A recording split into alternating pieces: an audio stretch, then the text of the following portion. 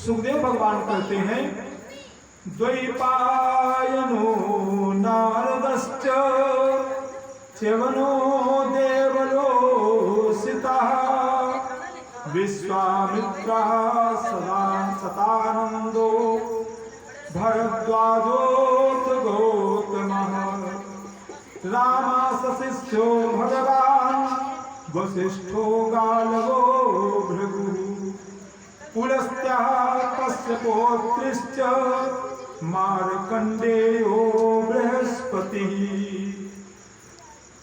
द्युतस्थितश्चैकतश्च ब्रह्मपुत्रास्तथाङ्गिराः अगस्त्यो याज्ञवल्क्यश्च वामदेवादयो परे। तो इस प्रकार से सुखदेव भगवान कहते हैं कि द्वैपायनो नारदश्च, श्री कृष्ण द्वैपायन व्यास देवर्षि नारद जी, च्यवन देवल असित विश्वामित्र, सतानंद भरद्वाज गौतम और शिष्यों के सहित परशुराम वशिष्ठ गालव भृग पुलस्त कश्यप अत्रि मार्कंडेय बृहस्पति द्वित तृत एकत सनक नंदन सनातन सनत कुमार अंगिरा अगस्त्य याज्ञवल्क्य वामदेव आदि आदि ऋषि लोग वहां पर आए। सभी लोग ने आकर के सभी भगवान का दर्शन करने के लिए आए। सभी भगवान के दर्शनों के लिए जब पहुंचे, बलराम जी के साथ भगवान श्री कृष्ण ने सभी ऋषियों को प्रणाम किया। भगवान श्री कृष्ण ने कहा, हम सभी लोग आज धन्य हो गए जो इन ऋषि मुनियों के दर्शन पा गए। ऋषि मुनियों का दर्शन बहुत सौभाग्य से प्राप्त हुआ। मुनियों ने यहाँ पर भगवान की दिव्य पावन स्तुति करी। नमस्तस्मै भगवते कृष्णाया कुंठ मेधसे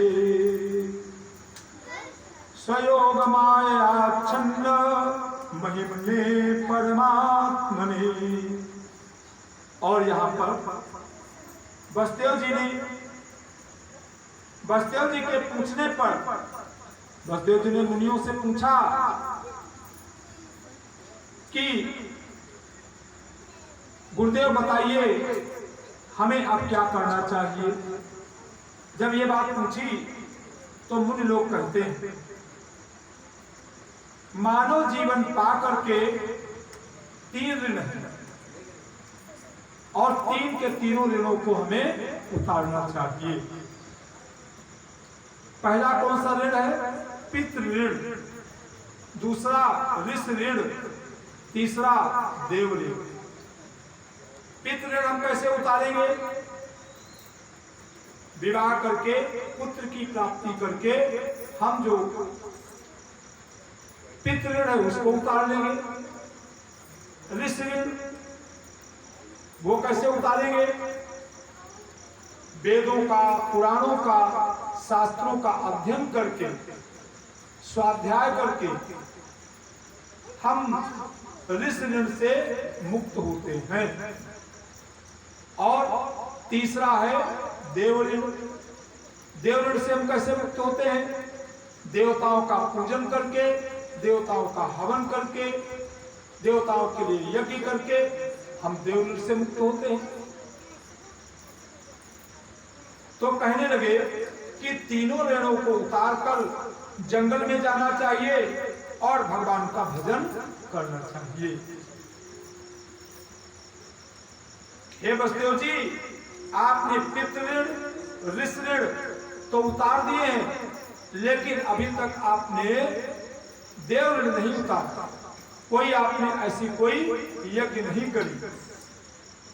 ऐसी बात सुन करके ऋषियों ने, मुनियों ने मिल करके उनके द्वारा एक यज्ञ का आयोजन करवाया और यज्ञ करवा करके उसके द्वारा उनको देव ऋण से मुक्त किया। के बाद में एक प्रातःकाल श्री कृष्ण बलराम माता पिता को प्रणाम करने आए। प्रणाम जब कर लिया, प्रणाम कर लेने पर वसुदेव जी ने कहा, आप दोनों का अभिनंदन है। किसको भगवान को? कृष्ण भगवान को टीका, भगवान का अलग रखो, भगवान का टीका अलग रखो, ले लो। शंकर सनातन जाने नहीं, भगवान का टीका अलग रखा है। साक्षात प्रधान पुरुषो परो। और इस प्रकार से दिव्य पावन स्तुति करी। स्तुति करने के बाद आगे चल करके राजर्षि परीक्षित जी सुखदेव भगवान से पूछते हैं। सुखदेव भगवान से पूछते हैं, कहते हैं कि देवकी जी ने कहा, आप दोनों साक्षात परब्रह्म परमेश्वर हैं और तुम दोनों मेरे उन पुत्रों को ला करके दो जिनको कंस ने मार डाला है। जब ऐसी बात सुनी और देवकी क्या कहती है कि उन पुत्रों को मैं अपने आंखों से देखूं, अपना स्तनपान करवाऊं तो हमको शांति मिलेगी। जब ऐसी बात सुन करके भगवान श्री कृष्ण बलराम योग माया का आश्रय लेकर के सुतल लोक में गए और सुतल लोक में जाकर के जब पहुंचे, राजा बल ने उनका स्वागत सत्कार किया।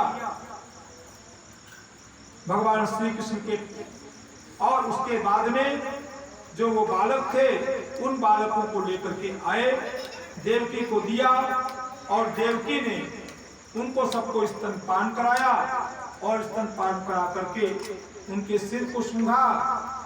और इसके बाद में उन लोगों ने क्या किया कि भगवान श्री कृष्ण का उच्छिष्ट पीने की वजह से वो लोग सब मुक्त हो गए। भगवान श्री कृष्ण देव की वसुदेव बलराम जी को नमस्कार करके वह देवलोक को चले गए। उसके बाद में आगे चल करके सुखदेव भगवान राजर्षि परीक्षित जी को सुभद्रा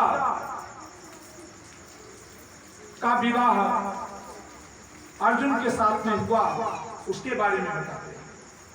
कहने लगे कि एक बार अर्जुन तीर्थ यात्रा करते हुए प्रवास क्षेत्र में पहुंचे और वहां पर सुना कि बलराम जी मेरे मामा की वहां पर बलराम जी मेरे मामा की पुत्री सुभद्रा का विवाह दुर्योधन के साथ में करना चाहते हैं। वसुदेव श्री कृष्ण आदि इससे सहमत नहीं है। वो लोग क्या चाहते हैं? वो लोग चाहते हैं मेरी बहन सुभद्रा का विवाह अर्जुन के साथ में हो। और दुर्योधन क्या बलराम जी क्या सोचते हैं? हमारी बहन सुभद्रा का विवाह दुर्योधन के साथ में हो। उसके बाद में ये बात जब अर्जुन ने जानी और अर्जुन त्रिदंडी का रूप धारण करके आए और वर्षा काल के 4 महीने वहीं पर द्वारिका में आकर के उन्होंने चतुर्मासा किया। और चतुर्मासा करने पर बलराम जी ने जाना और बलराम जी ने उनका स्वागत सत्कार किया और आतिथ्य के लिए बुलाया। उसके बाद में भोजन इत्यादि कराने के बाद में दोनों ने एक दूसरे को देखा। सुभद्रा ने अर्जुन को देखा और अर्जुन ने सुभद्रा को देखा। देखने के बाद एक बार सुभद्रा जी देव दर्शन के लिए आई रथ पर और द्वारिका दुर्ग से बाहर निकली और अर्जुन ने उनका हरण कर लिया और लेकर के जब जाने लगे सैनिकों ने उनको रोकने का प्रयास किया। सैनिक रोक नहीं सके ये बात जाकर के बलराम जी को बताई। भगवान श्री कृष्ण, बलराम जी सभी लोग आए और भगवान श्री कृष्ण ने सारी बात बलराम जी को बताई। उसके बाद में सुभद्रा जी का विवाह इस प्रकार से अर्जुन के साथ में संपन्न हुआ कि मेरी बहन सुभद्रा अर्जुन के साथ में विवाह करना चाहती। उसके बाद में आगे चल करके एक दिन की बात, भगवान का मिथिलापुरी में राजा जनक और सुतदेव ब्राह्मण के घर में एक ही साथ जाना हुआ। मिथिलापुरी के राजा बहुलास और वहीं के सुतदेव ब्राह्मण दो के दोनों लोगों ने भगवान के साथ में ऋषियों को बुलाया, एक ही साथ बुलाया। सुखदेव भगवान राशि परीक्षित जिसे कहते हैं, नारदो वामदेवोत्रि कृष्णो रामो सुतो अहम बृहस्पति कंडो मैत्रेयस्य वनादयः। सुखदेव भगवान कहते हैं कि भगवान के साथ नारदा माने नारद, वामदेव, अत्रि, वेदव्यास, परशुराम, असित, अरुण और मैं सुखदेव, बृहस्पति, पंडु, मैत्रेय, च्यवन आदि विदेह देश पहुंचे। और जब विदेह देश पहुंचे, दो के दोनों लोगों ने आमंत्रण किया, दोनों ने बुलाया, इसलिए दोनों के यहाँ एक साथ पहुंचने के लिए भगवान श्री कृष्ण ने और मुनियों ने, सभी लोगों ने दो दो रूप बना लिए। राजा बहुलास के यहाँ और सुतदेव के यहाँ एक ही साथ पहुंचे। एक साथ किस लिए पहुंचे? मिथिला देश के राजा बहुलास के यहाँ यदि पहले पहुंच जाते ऋषि लोग भगवान के साथ, तो ब्राह्मण सुखदेव क्या कहते, अरे वो तो राजा धीराज थे, राजा थे, इसलिए द्वारिकाधीश ऋषियों के साथ में पहुंच गए। और यदि सुतदेव ब्राह्मण के यहां पहुंच जाते, तो राजा बहुलास क्या कहते, अरे वो तो ब्राह्मण देव हैं, ब्राह्मणों को अपना देवता मानते हैं, इसलिए वहां पर चले गए, इसलिए वहां पर चले गए।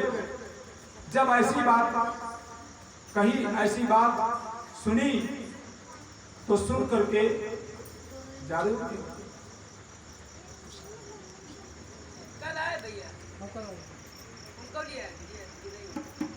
शिला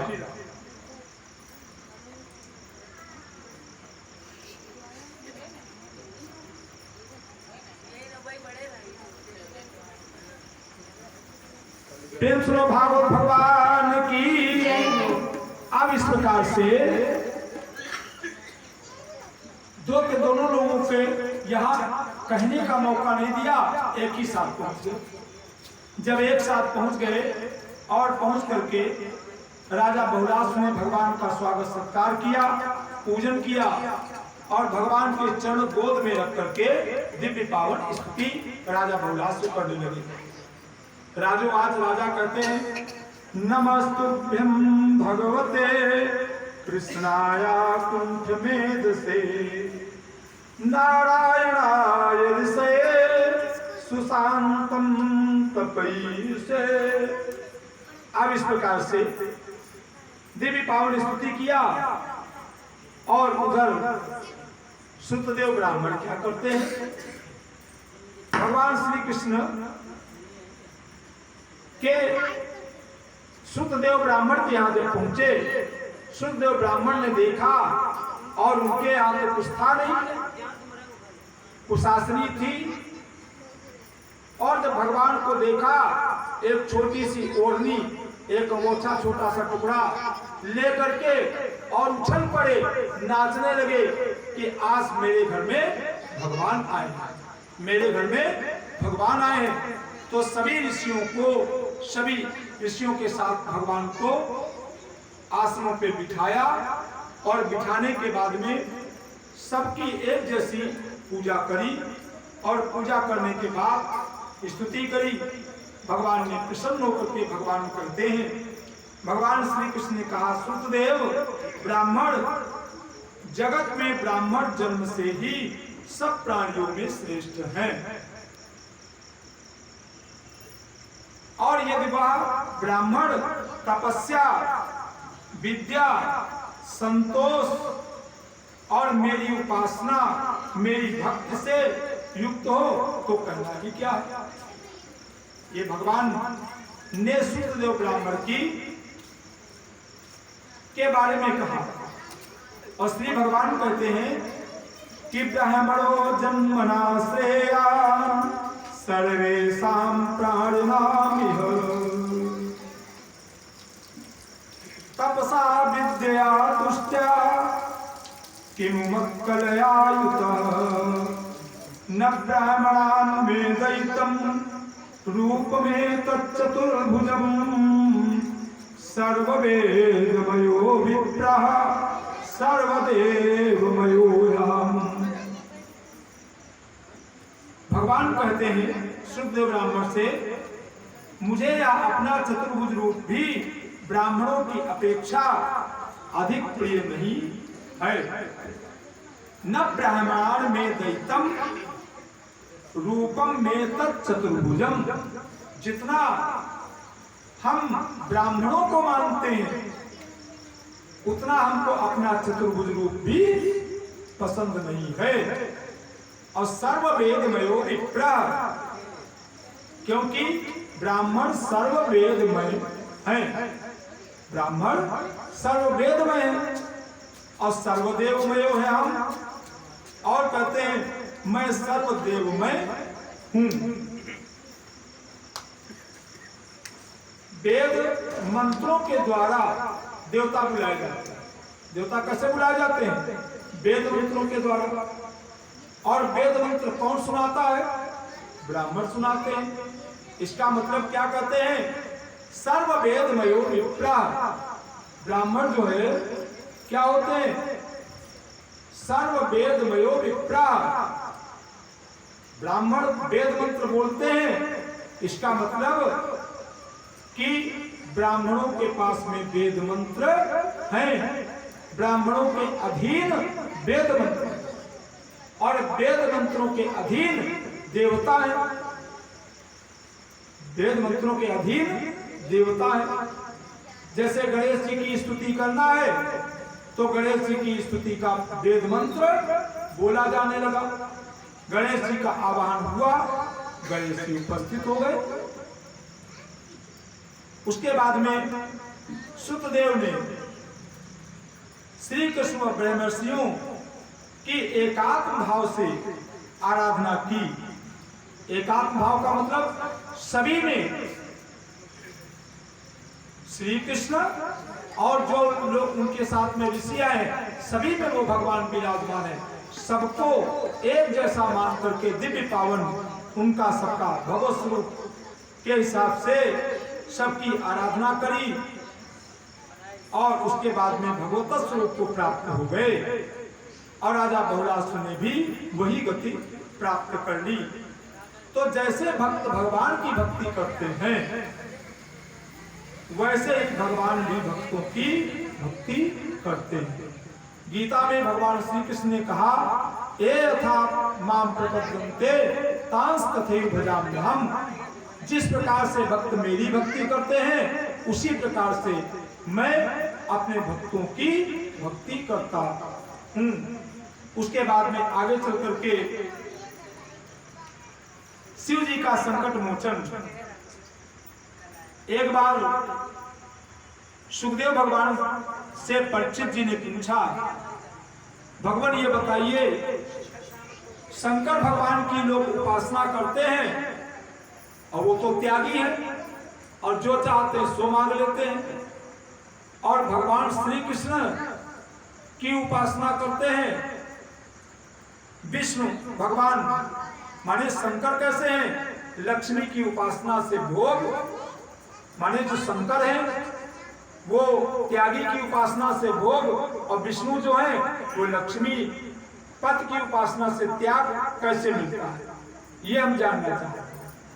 तो कहा तुमने बहुत अच्छी बात मुझसे पूछी। तुम्हारे दादा युधिष्ठिर ने भी अश्वमेध यज्ञ जब किया था तो वहां पर भगवान श्री कृष्ण से यही प्रश्न किया था। बहुत प्रेम से सुनिए। क्या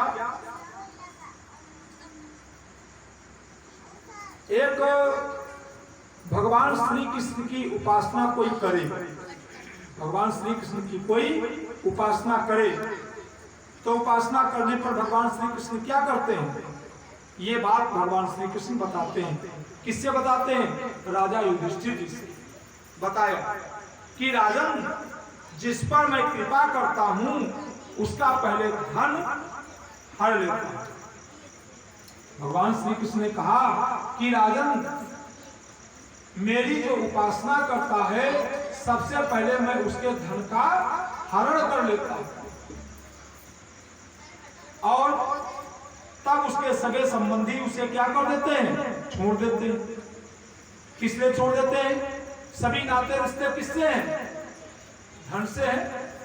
आपके पास पैसा होगा तो लोग आपके मित्र होंगे, आपके रिश्तेदार होंगे, और आपके पास पैसा न हो तो आपको कोई नहीं पूछने वाला है।